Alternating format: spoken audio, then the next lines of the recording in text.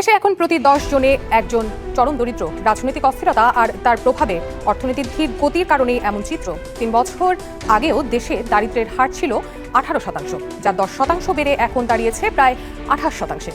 আগে ভালো ছিলাম, সব জিনিসের দাম কম ছিল।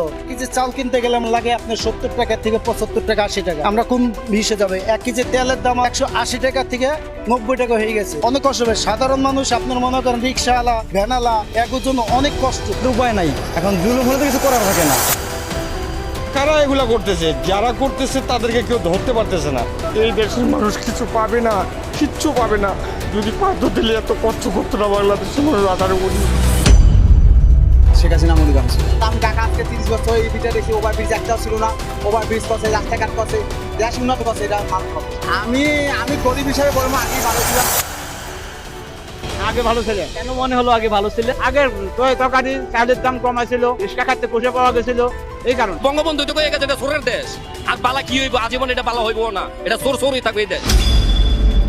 বাংলাদেশের ভিতরে সবচেয়ে বড় দল আওয়ামী লীগ। আমার মনে হয় যে নির্বাচন দিয়ে তাদেরকেই আনাটা ভালো বেটার, কারণ তারা এলিভেট এক্সপ্রেস, মেট্রো রেল, বৃদ্ধ ভাতা, প্রতিবন্ধী ভাতা, মাতৃ ভাতা, কত রকমের ভাতা মানে।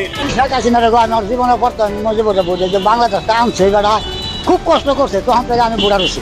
আমি শেখ মুজিবুরের বুঝলাম, শেখ হাসিনার বুঝলাম।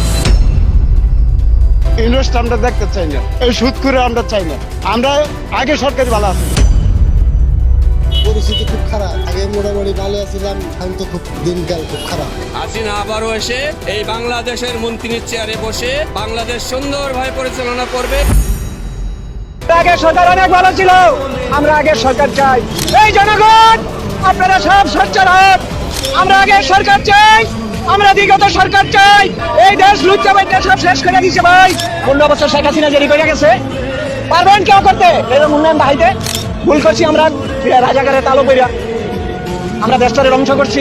দেশ বাঁচান, দেশ রক্ষা করুন। দেশটার একবার নিজের পায়ে নিজে কুড়াল মারছি আমরা। আপনারা রোডে নামুন, আপনারা রাস্তায় নামুন। আমাদের দেশ শেষ করে দিছে, আমাদের কিচ্ছু নাই।